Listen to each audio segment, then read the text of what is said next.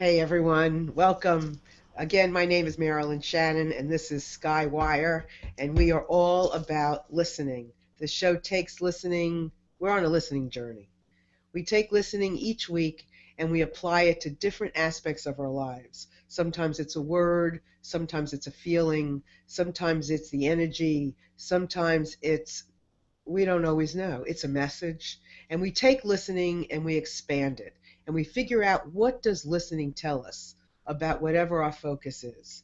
And so today it's about nature and the sounds of nature and how that might affect us or how it doesn't or how it appears or how it doesn't. And listening is what's going to define for us where we take our nature today. So I want to welcome Heidi, Elaine, Gail, Jamie, and Marguerite to our film strip and to SkyWire. Good morning, everybody. And good morning, everyone out there. Uh, if you're listening and it's in the replay, we always are delighted to have you no matter when you come. And no matter when you come to listening, we're always happy to have you on the journey with us as well. And so you always can comment back to us no matter when you show up. So I want to let each of our lovely panelists to tell just a little bit about themselves. And then also I want to send out a love message to Kalani, Katrina, Sheila. They're not with us today, but they are with us in our heart. And we love you and we look forward to seeing you again. So let's start with Elaine, just a minute or two about who you are. Hi, everybody. I'm Elaine Nieberding. I'm hailing here from Bel Air, Maryland. I'm a holistic nurse and a hangout hostess, and I host a show nearly every Tuesday called the Holy Shift Show. And Joy is my middle name. Cool. Thank you. And Gail? Hi, everybody. I'm Gail Harris, and I am many things, but foremost, right at this moment, I am a mother and an author, and have been very much in awe of nature the last several weeks with all these snowstorms we've been having here in the Boston area. In awe of just how little control we have over it all. Yeah, that's the truth. That's the truth. Jamie. Hi everyone, I'm Jamie McConaughey. I'm a spiritual life coach, and I am very much a spiritual seeker, exploring spirituality in every possible aspect that you can imagine. And my journey or my mission is to inspire others, to help others discover their own spirituality, their own unique spirituality that's special and individual to them, and to use that to enhance your life and to enrich your relationships and your work and everything like that. So that's me. That's great, Jamie. And Marguerite?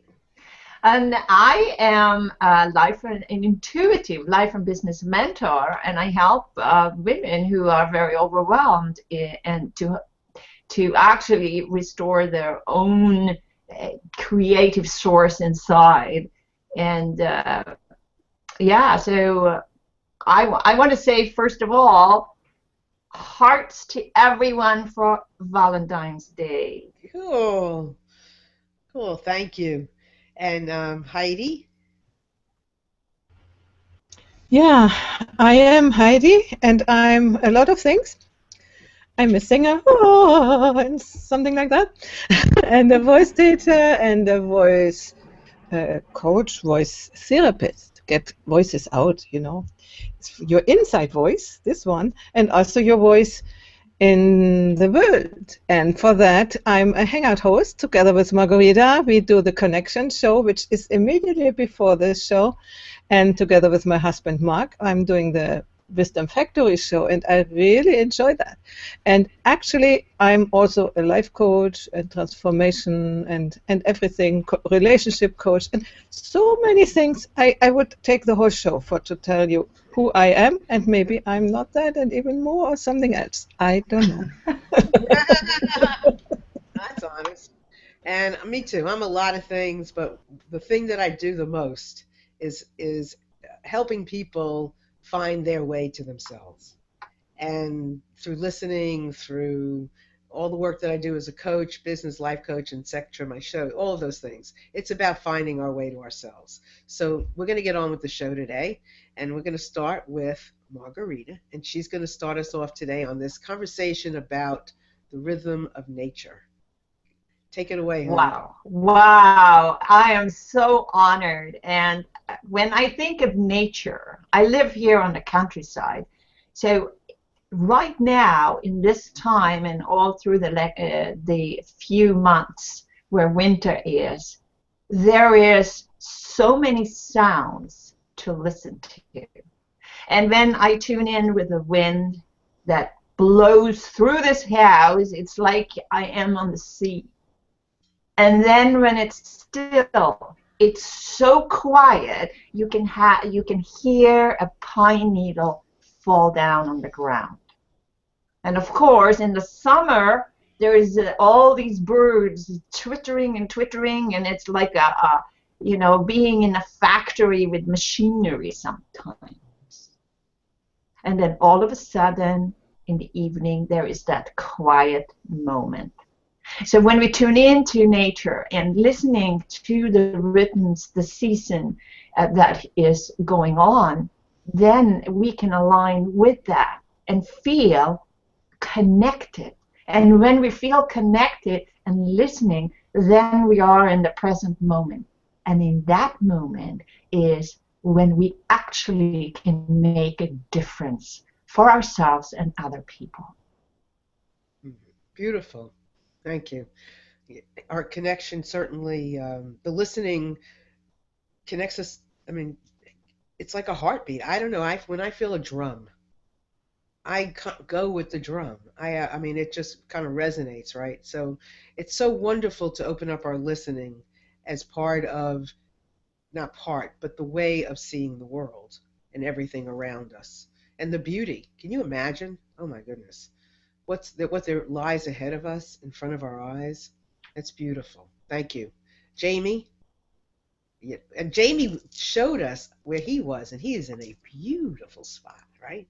Yeah, lovely. I've got the hills. There are actually birds coming on my balcony here to feed. Well, they're not here at the moment, but they're kind of jumping on every now and then. So I'm really surrounded by nature here, which is beautiful. Really lovely what you said. Absolutely beautiful. I totally agree with every word of that. For me, nature is an absolutely vital part of my own spirituality, and I think most likely for most people as well. My spirituality, the background of my spirituality comes mainly from Hinduism, which is a very multi-faith approach. But one of the important things about Hinduism is embracing the presence of God in nature. And that for me is a most beautiful thing.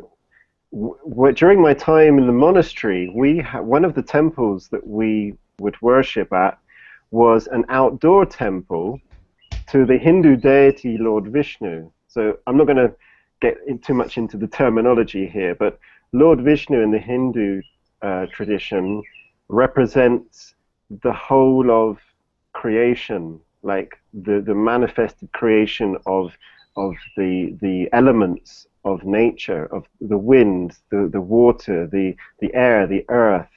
And the temple was outdoors, so when we were doing the worship to this aspect of God, we could feel nature blowing around us. Sometimes it was raining, sometimes it was snowing, and there was no roof or anything like that, and we had to continue with the service and the ceremonies right in the middle of all the elements of nature blowing around you, and you had this feeling that was the personality of God manifesting in all these different elements, and resonated with you. When you are like focused and you are in line with that, it resonates with you. So you can really feel the presence of divinity in the elements of nature, in the wind, in the trees, and in the animals, in the birds, and everything. And an important part of my spirituality, which I still continue now, is recognizing the sacredness of all of life. So the animals, especially, and the plants, and not just other people, and when you feed animals, like I'm feeding birds here, you can see them. They're so happy that they've got food. They're not going to thank you or anything, but you get this tremendous feeling that you're looking after them, you're nourishing them, and because we're all connected, that the divinity in those animals is the same divinity that's within you, and when the animals are happy, the divine in them is happy, and that happiness expresses in your own heart. It's almost like the divine in you is being pleased because you're pleasing the divine in the other animals by feeding and caring for them.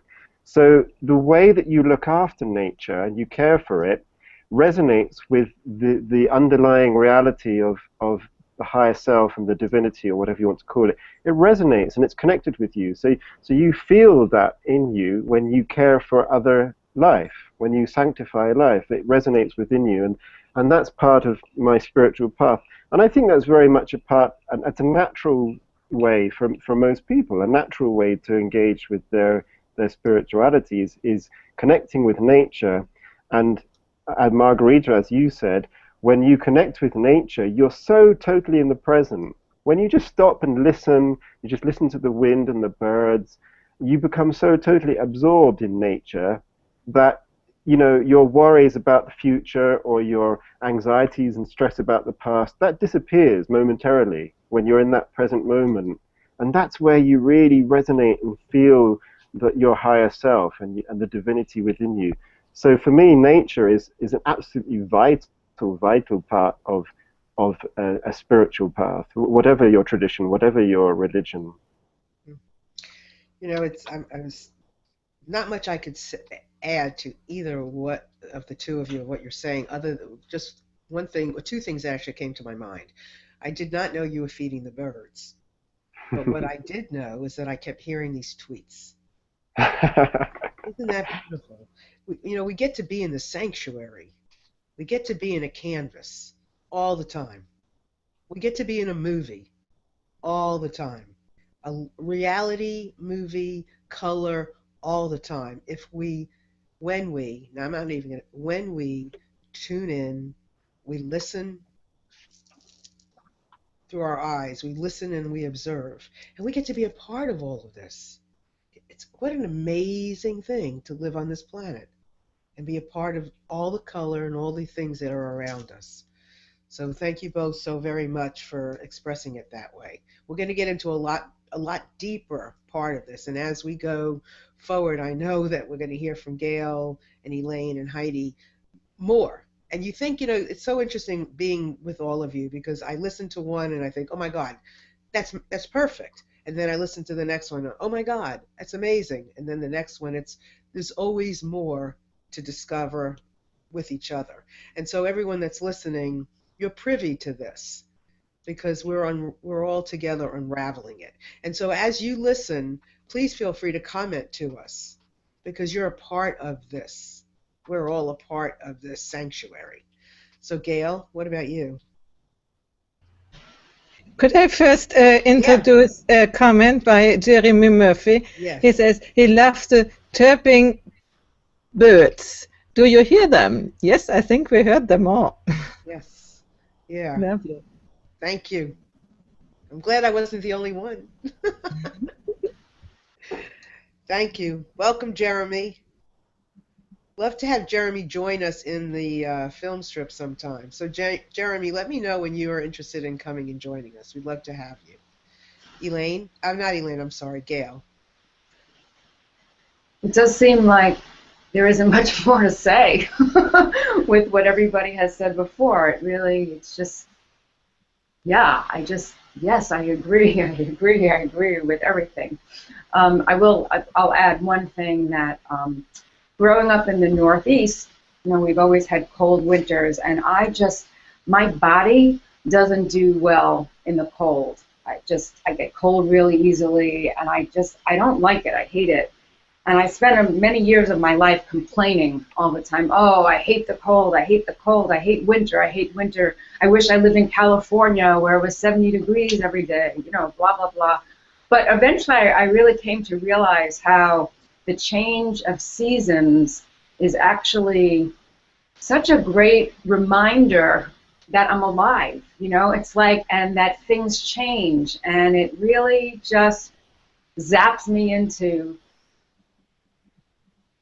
just being alive. I don't know how else to say it, and I really appreciate it for that reason, you know, and we're having a rough winter here in Boston, but I can appreciate it for what it is, and it really gives me permission to, you know, get in my jammies really early at night, you know, 5:30. Some days, you know, we've just had a bunch of snowstorms, and, you know, we've just been staying out in our pajamas later and just appreciating being inside and warm and together and all cozy. And I know that this too shall pass. And as I was saying before, you know, a blink of an eye, summer's going to be here, and time goes so quickly, you know, time passes so quickly, and somehow having the changes of seasons for me now, I really experience it as a gift, because it just reminds me of, you know, everything that I said, that I'm alive, and things change, and to appreciate the now. So it's interesting because with what Gail is talking about, I mean, she's in Boston, and I mean, you all know that Boston's being slammed in the United States. And the interesting thing is she gets cold, as she said, right? So she approaches her environment and nature one way. Jamie now is in Colombia. He's sitting outside, and he's feeding birds. And we're all part of the same world. We're all part of the same planet. And how interesting that we get to experience so many different things. And our own experience is what we want to tune into, is what we're tuning into. So for those of you listening, you know, tune into yourself. Ask yourself, how does this feel? What is this doing for me? Where is this taking me? How am I experiencing it? You know, how am I making the best of something? How am I noticing something? How am I loving this? How am I not even noticing this? I mean, tune into it all and have this great experience. Let's have this great experience together and share it. And Elaine? Well, I've been enjoying the rich conversation so far, especially about noticing the contrasts in the seasons and the flow and the changes of the seasons. And I found myself wanting to speak about my recent experience going to the ocean with my husband, going to the ocean in the winter. And so we have a favorite spot for many Marylanders, and that's called Ocean City, Maryland. And we often go once a year, either in June or in early September, to the ocean when the hotel rates are, you know, a little bit reduced. And we enjoy the ocean and the seasons and the boardwalk. But we decided we needed a getaway. So last weekend, we went to the ocean and got to experience it in the winter, and how different that was, to notice the difference in the sounds. There weren't people all over the beach, you know, there weren't the sounds of children on the beach, but that wonderful sound of the ocean was there to nourish us.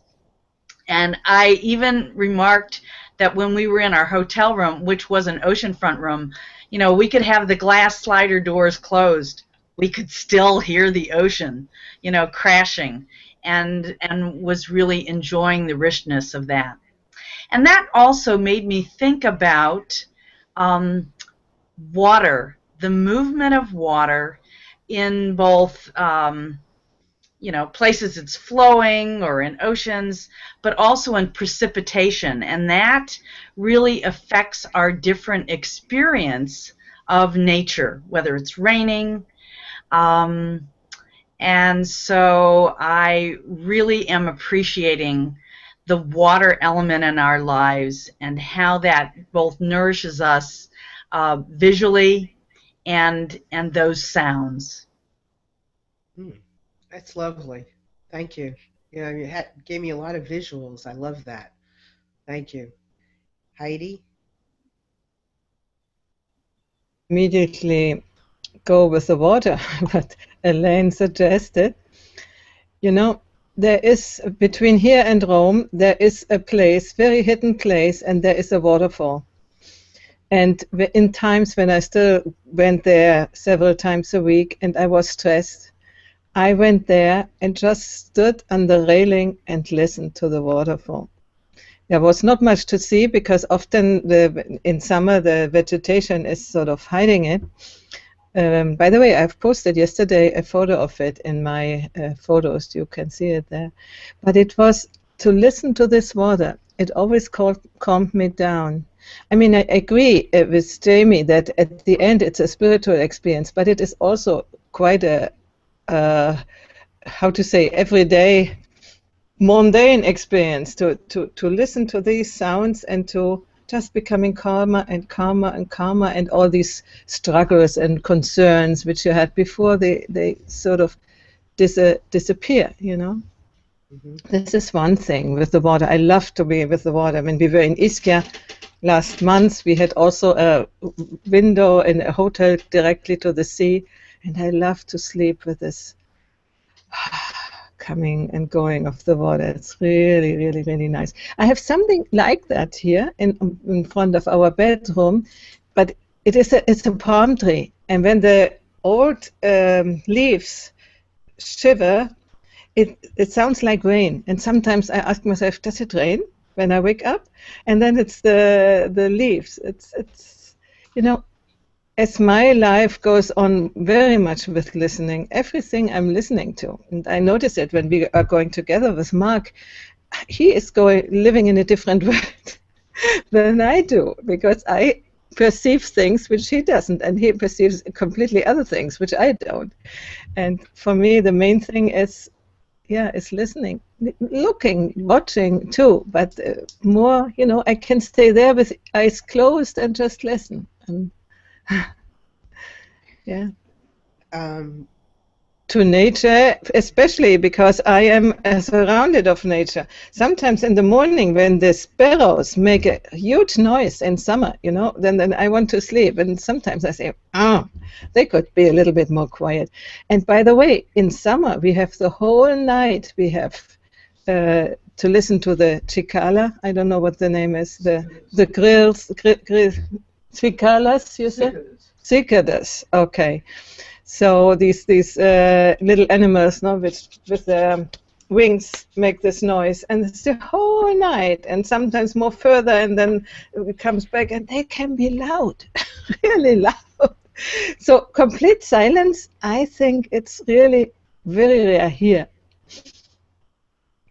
right. Okay, so 'Cause- far. so that's a good point because some things don't give off any sound. You know, I mean, a tree may not talk, a flower it may not express itself in words, but it's through the listening, through your listening, through what you see, that you hear something. You know, when you look at beautiful bright colors, you see a warmth. You see, you know, a bee, you know, on a flower, and you hear that. You hear that it's happening. That's, I think, is the part of the one of the biggest part of listening is to is listening it into being. It's listening as you observing it is listening it into acknowledging it, which I think is so huge. I mean, you can go hear water, you can see waterfalls, you can do all of those things, and we have to make the choices to go do these things, but also stopping and observing just the nature around us in the city street. How in New York City or how in Maryland, besides going to Ocean City or in Boston, how do you carve out to be able to hear nature? Yesterday I had a really interesting experience with my grandson who's 3 years old. And I was working in an office in the other part of the city that I go to on Wednesdays. And when I was done, I had time to go see him at preschool. So it was 4 o'clock. He gets out at 5. I met my daughter there. He came and sat with me on my lap in my car because he thinks it's the coolest thing in the world to like drive my car. He's not driving it, it's not moving, but he's steering. The steering wheel's a little boy, and he loves pressing all my buttons. Not my buttons, of course, but yes, he does. The car buttons. And somehow he found something in French coming through my Bluetooth and like the messages. He just pressed enough and got to French, and he was hysterical laughing. And he's 3 years old, and I listening to the sound of his laughter. His eyes were filling up with water.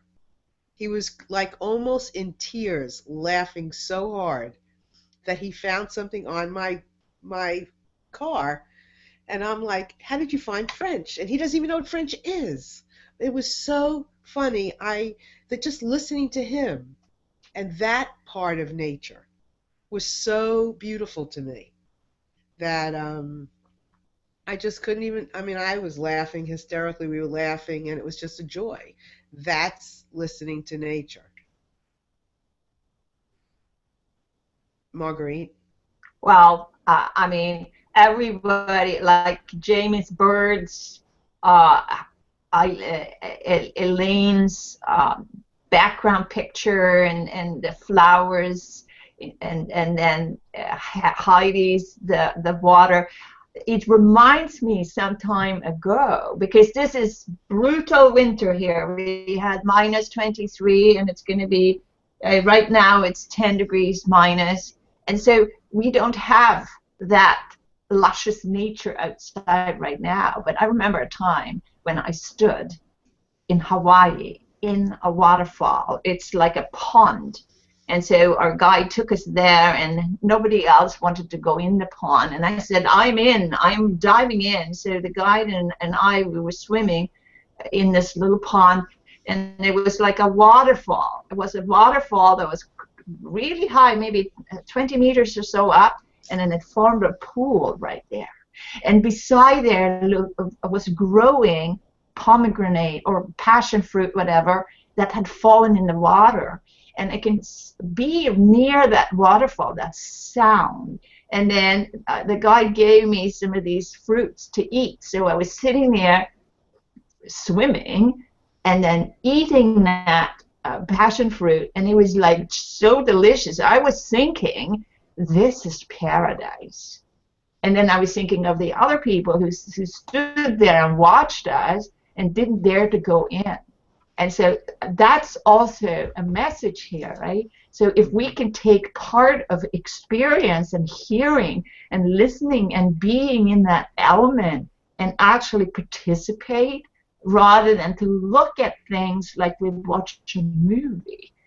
That was one of the highlights of my life, to be in that. And then there was like, we had the conversation inside, and it was so great, and we were in there for most of half an hour before we went back. So listening gives you the dimension. Yeah. It creates that dimension for us. Yes, space. To enjoy the space, and that's with anything. So listening into the taste of what you ate. The burst of the flavor, right? Like you give it red fruits, and then you. Right. You just savor it, and then it was slobbering around the face, but we were in the water, so it didn't matter. No, it doesn't matter. Whatever that is on your tongue, and whatever you experience. It's almost like, an intimate sexual act where there was no sex there, but it was orgasmic. Yeah, it was like transforming into different dimension. This guide and I, we were in one dimension, and the other people looking at us was in a different dimension. They have no idea what the experience was. They just was onlookers, and they looked very unhappy. So that's interesting. You just said something. They did not know what the experience was. So listening, as you tune in, like the observation, the dimension, listening helps you with an experience of everything, right? Anything in nature, everything is nature. So even when you say that in looking outside and where you are now, it's like dreadful, the weather is whatever. But that's nature, right? There's something magnificent in how you experience it, whether you do what Gail does and by 5 o'clock in the afternoon you're putting on your woolly pajamas, or you're curling up to a fire, or whatever, hot chocolate, whatever you get to do in response to what you're hearing from nature is a magnificent, lively experience. And when I could draw on a past experience, I was there in that experience and still hearing the whining wind outside of the window, and I could be there in both places. But the best of this, why I'm saying it is, like, our mind wants to jump into that experience and re-experiences in this moment, and that is so inspiring. It's so inspiring. Well, you have an emotion. Emotions are stored. So what we're tapping back into are those emotions that get elicited from a memory. So that's very cool. And we could do that anytime. It can work for us and it can work against us. We get to choose.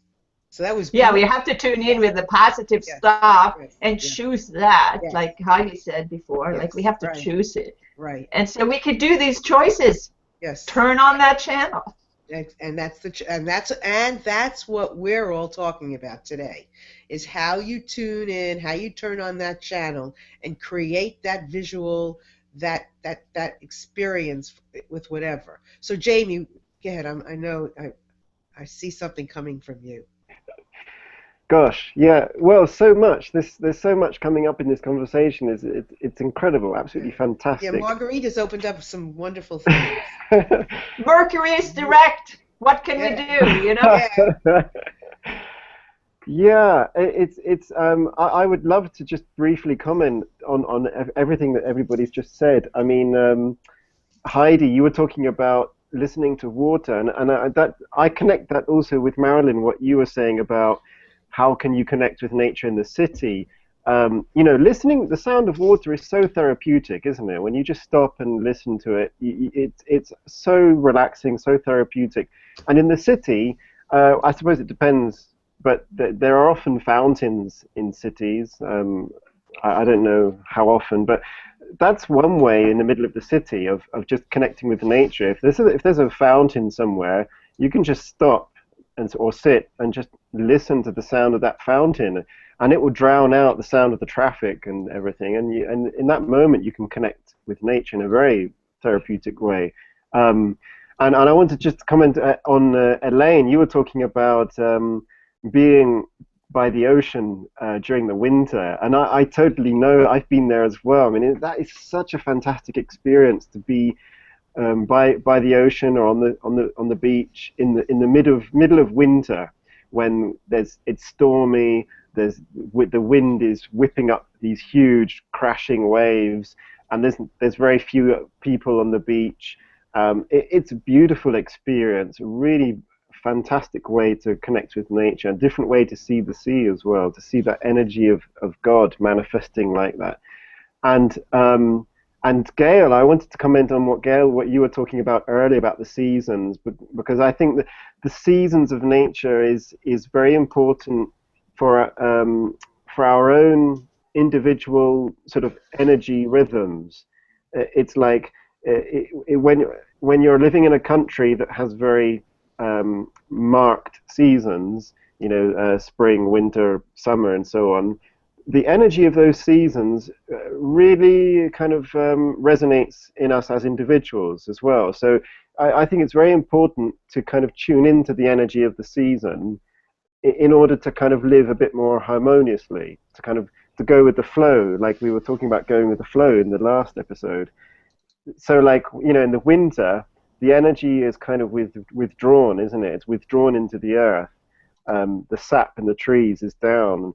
And the same kind of energy is in you, and you should kind of acknowledge that and kind of go with it, work with it. In the winter, it's a very withdrawn energy, consolidating energy, time for hibernation, time to keep warm, and that can reflect in your projects as well. And then when the spring comes, then the energy is sort of bursting out of the earth.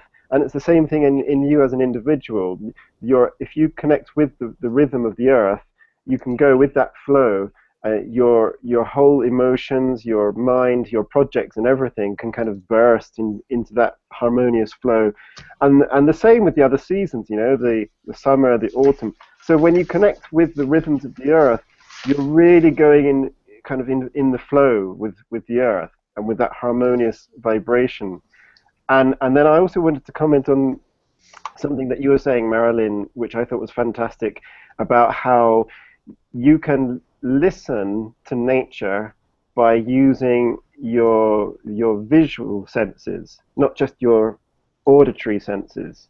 So as you said, a tree, a flower doesn't really make a noise, I mean like a physical sound, but you can listen by looking, which I think is an amazing concept, because that really is a way of taking your senses to the maximum potential possible in your senses. And in my experience, that's actually extending it into what a lot of people call the sixth sense, which is where you can start to kind of hear or see or feel things that normally you can't. And that just comes from, as you said, just this very keen, concentrated listening. I used to do this a lot with animals, with wild animals, especially birds, because I have a great affinity with birds. That if you stop and just look at a bird, it's listening. Basically, it's listening, as you said, but you're using your visual sense. You can start to get a feel of how the bird feels. You can even use your body. You can, like, if you direct your hand towards it, you can use your physical senses as well. But it's just by listening, you're extending the normal range of your physical senses, and you start to kind of intuit other information, like how the bird is feeling, if it's scared, if it's hungry, if it's anxious. And I think you can do that with people also. So, for me, listening doesn't, as you said, Marilyn, doesn't have to be an auditory thing. It can be a visual thing. And something like a flower, it's just so beautiful that it inspires that connection that you can make with nature. Jamie, that's why we're here. Yeah. You just said that. That's why. Heidi, go ahead. You go. Yeah, I'm burning to bring something on, because I don't know if you have heard about the expression, the world is sound. And it's based on that everything has a vibration. And there were people who have studied that for instance, the earth is the musical note G. Or the sun is the musical note, I think, C sharp.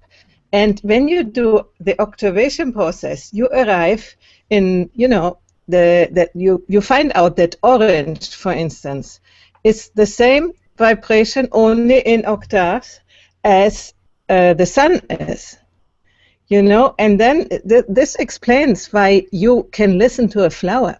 It's only the vibration are much higher hertz in a different range, but when you do the octavation process, they are translatable in sounds, and you can hear the sounds of the earth. You can play them, the sounds of I have several CDs here, which are all the planets here around, and they music of the planets. And I mean, there was the old concept of the harmony of the spheres. So there was the intuition already that everything is sound, because everything is vibration, and vibration ultimately is sound. If we can hear it or not, maybe we see it, as you said. There are other senses which see a certain vibrations. And I find it fascinating, this concept that everything is sound.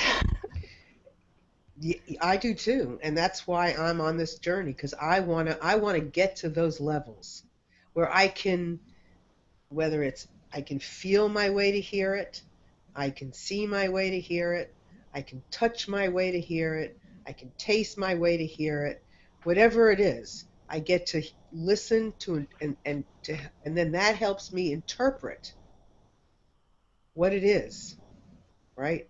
And so I think we need to do a show just on what you just said, Heidi.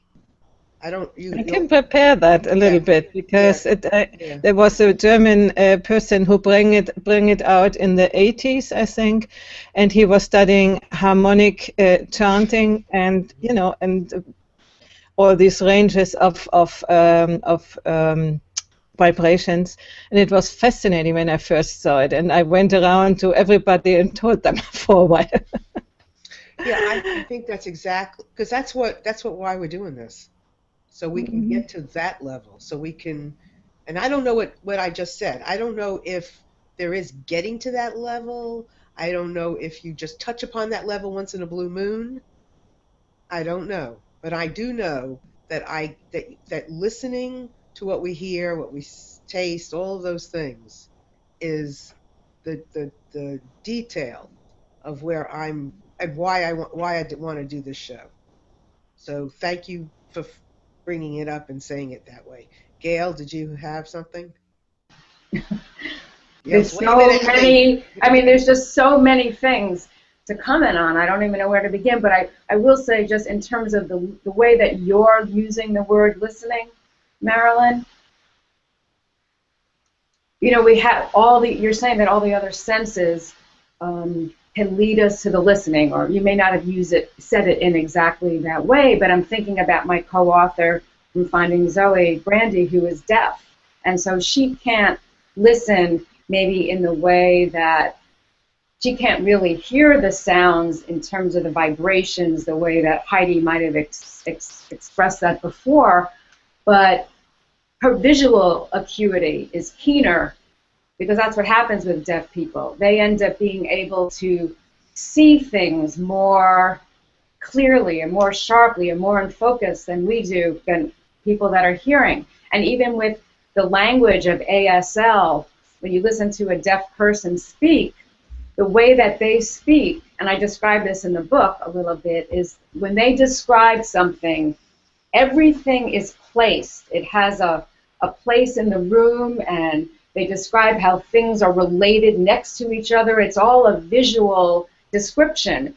And so they listen in that way, where we may listen in another way. And it's almost like the listening that you described, Marilyn, leads that listening, however we get there, to me anyway, that listening leads us to know that we're one with everything and one with nature, and that's who we are. That's where the listening takes us. Yep. Yeah, and I would like to add to Yeah. Gail. I think I mentioned it already. This Evelyn Glennie, the Scottish musician who is completely deaf, and she makes wonderful music because she is listening by the vibrations in her body. Right. We can distinguish the pitches by where she feels it, how she feels it. So it is, when one sense doesn't work, we have enough other ways to listen. Right. There's actually one. Can I say one more thing? Go ahead. Yeah. This is just something I wanted to share. So I took the dog for a walk yesterday morning, and it was really cold out. It was about 10 degrees. And I noticed when I was walking that the snow was it was crunching under my feet. Like, I never heard that, where I just really noticed it. It was almost like I could have been walking on pretzels or something. I mean, it was like really crunching. And I really just started, I noticed that, and I started looking at all the snow around me. And it really was like, I could not believe, it was like I was like a child or just dropped down from another planet with an alien or something. But I just started looking at this white stuff. Like, it was unbelievable. Like, I look at this white stuff that's coming down. It's up so high, and it was incredible to me just to see this white stuff. Just like when we were describing what it's like being in Ocean City, Maryland, at the ocean in the winter. You experience the ocean so differently then. And I saw this white stuff, And it was amazing. It just like, I couldn't believe it. And when we were driving out of the car, you know, when the plows had come and they shoved all the snow so we could get out of the driveway, the snow actually came up to just about to my son's basketball hoop. You know, it was almost like where the actual basket started. It was like that high.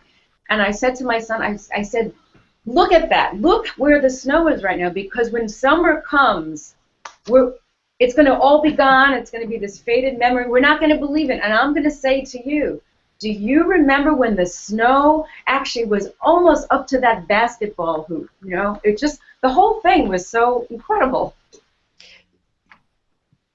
Yes, and I could go on, but I want Elaine to have time, so I could add more. But that was everybody. I was just thinking to myself, wow, this time just is going so too quick. Go ahead, Elaine. Well, first of all, I just want to say I am appreciating Gail's just infectious energy, and just feeling into her excitement of reliving that moment of being outside and hearing the crunch. I just loved it. But what I wanted to get back to say was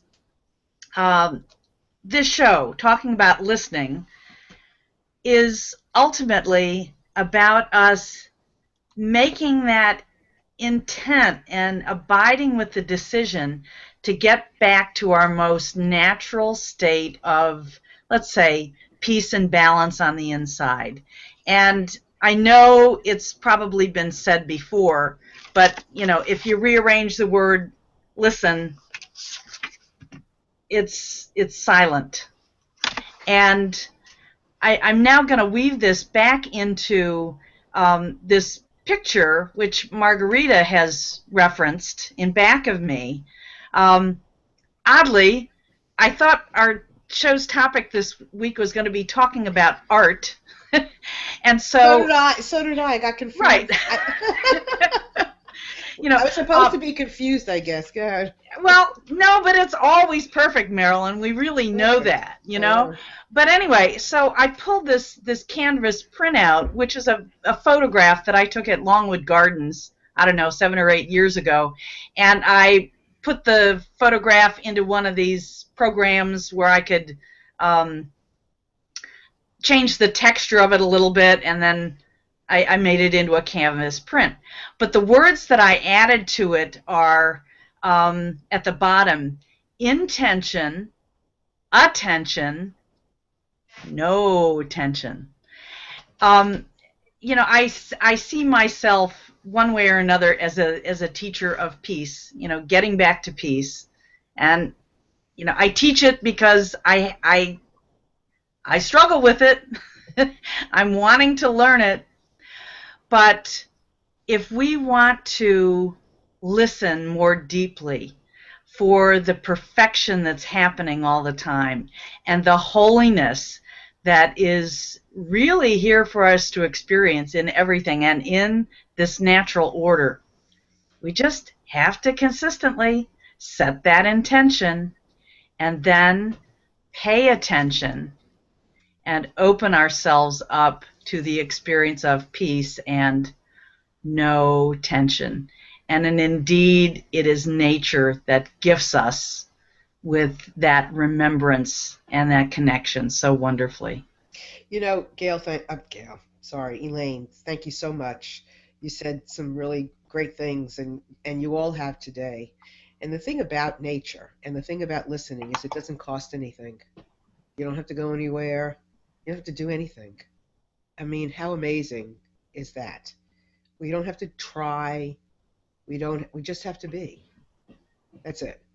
Listening is the universe is talking to us. God, divine, I don't care what you call it, or who you call it, or who she is, or who he is. It is speaking to us through nature, through our connections, through our intentions, through our work, through our heart, through our head, through everything about us. And listening takes us there. We take listening, no, we don't take listening. Listening takes us. We make the choice, listening takes us there. And then we get to hear and be a part of it. It's just waiting for us. Everything is waiting for us right there. And what we just need to do is pay attention with our listening. And that's it. Elaine, right? You're laughing. Yep. Yep. Yeah. That's it. It's really that easy. So I had a thought before about, okay, what do we get next week? We're not doing our show because I'll be in Florida, and I have tried to do shows before, not in my own area. I've tried to hook into the internet before, and it's made me crazy. So I'm listening to myself and not doing it. But I sit back and I think, okay, every week I listen for a message of a show, and I wait to hear it. One week we're going to come and with a no met. I'm not going to come with any message, and we're going to see what comes up just for us when we go live, and see where the focus is needing to be for all of us. And I bet you it's going to be an interesting experiment. And so that's what I want to do. I want to experiment. I want to be bold and bodacious and experiment with this and see where we go. How far does it, it's not how far does it take us, it's where is that, what do we hear when we're at that depth? Jamie. Yeah, I think that's a great thing, Marilyn. I mean, the thing is, this show is all about listening, right? And that means that the show itself should be based on listening. So, as you say, we don't need really to have a specific topic in advance, because we're all present, we're all listening, so we can hear what needs to come out in the conversation because we're listening in that moment. So, I mean, that's what I love about this show, is that even when we do have a predefined topic, the conversation often sort of goes off at a bit of a tangent as we follow what we're listening to in the conversation. So, yeah, I absolutely lovely idea. I also just wanted to comment on Heidi, what you were saying, Heidi, about the sound and the vibration. I think that's such an amazing concept. And if you actually look into the various religions and spiritual traditions of the world, you'll find that most traditions have this idea, this concept that sound is the fundamental kind of quality of the universe. And it's sound, but it's sound in the broadest in the broadest sense of the concept, right? It's like vibration. We can say vibration. As you say, sound can be heard through visual stimulus. So it's like a different level of vibration. It's and I'm sure there are vibrations that science has not yet kind of identified or discovered. So it doesn't surprise me that you say it's possible to hear the sound, the musical sound of the earth. I mean, it doesn't surprise me at all that it's possible to hear that, and even to put notes to it, and perhaps even translate that to music. I mean, that would be fascinating. So, for me, sound is absolutely, it's the vibration of life. It's the vibration of the universe.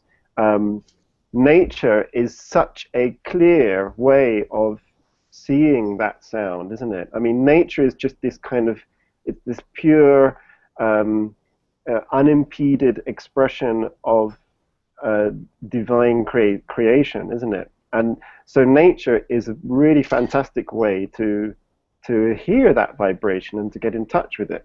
And it resonates with us because we're part of that. We are part of nature. I mean, people often say that the human race is kind of destroying nature, or the human race is interfering with nature. But you have to remember that the human race is part of nature itself. I mean, in the bigger picture. So we are a part of nature, and no matter what we do, we're still part of that nature. So that's why we resonate with it. That's why it's so therapeutic to listen and be part of it. So yeah, I'm really enjoyed this conversation. Everybody said such amazing things. Jamie, thank you.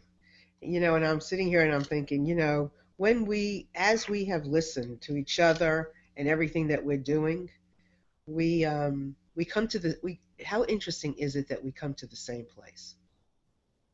each show we come to some of the same place, or a notion that, one of you have had through your life, where you've had some acknowledgement of something that you've heard, and then you mention it here, and we all can respond. We come to something of the same place. So there's proof that we're on this, wherever we're going, there's something there that we will all resonate with, or most of us will resonate with, and as we tune in. And it's very interesting to go there together. It's very interesting to be able to do this together. So I'm just fascinated, and when we start these shows, I'm like, okay, where's it going to go? I don't ever know. So we only have but a few minutes left. So I was going to ask Heidi just to add a closing moment from you. Yeah, I would repeat what I said before. The world is sound. And when we have antennas for the sound, and sometimes we have to develop them. Some sounds we really don't hear because we don't have antenna for everything. But something else will perceive it, and it's still there even if we don't perceive it. Cool. Every stone, it is Margarita, for instance, when she is working with the stones, every stone has a different vibration, and has a different impact on us, and in our body, every part has a different vibration. The heart has a different vibration, and whatever, the organs, and yeah. This is a fact. This is not woo-woo stuff. It's really a fact. It is a fact. All you have to do is experience it. Yeah. That's all you have and know to do. it. Tune into it, as That's you it. say. Mm-hmm. Mm-hmm. And even if you're not, I once had somebody take a crystal to me and run it up my back, my spine, and I had not ever known what a crystal could do. And then I felt the crystal. I felt the warmth. This is years ago, and I thought, wow, what was that? Yeah, and there's also sound therapy, where they use the diapason, I don't know how it is called in English, and they put it on different parts, and also with the voice, when I sing for people in different sounds, it has an impact on different parts. I don't know exactly where it goes what, but you can study it. There are people who have found it out. Right. Cool. Thank you. Gail, what about you? Closing moment? I think I'm just going to be silent. Okay. Elaine, closing moment? I'm actually right where Gail is. Okay. Just in that peaceful place. Marguerite? I'm just thinking about Gail's towering mountain of snow on the basketball thing, and I think, I do not have that much snow here. So I say I'm listening to my inner gratitude.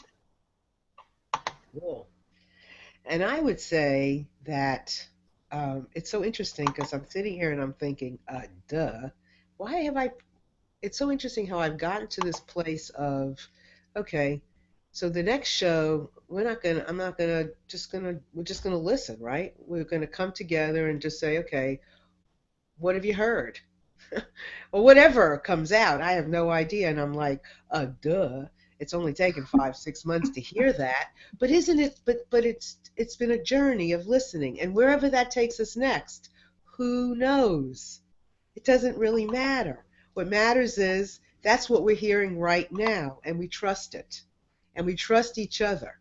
And I think that's, if I wish and pray for anything for anybody, it's that we get up and we just let go for it and allow the listening to take us wherever, to sculpt the day, to sculpt our relationship, to do whatever it is that we are so inclined to do based on what's coming up then, and to observe being in your environment, in your nature, outside, inside, looking through a window, opening up a door, hearing a doorbell, listening to the gust of wind, tuning in that much. stopping to observe it that much. The trees as you drive, whatever it is, the movement of people, the engagement of people, how you see people walk together, how you see them facing each other. Observe it all. That's the level, the depth of listening that I am intent on personally experiencing, and then bringing it together and sharing it. It's much better. It's really important to share it. It's one thing to hold it yourself and to love it. It's another story to bring it together and share it with each other. And this is the place. So get all your friends together, because we have just begun. So with that, it's time for us to close, and we're excited to come back. I am excited to come back next time and share the next level of this show, because we're on to another level, I think. So with that, everyone, have a wonderful 2 weeks. We'll be back in 2 weeks on Thursday again. With that, everyone on the film strip and this bottom, mwah, love you all. Thank you. Bye.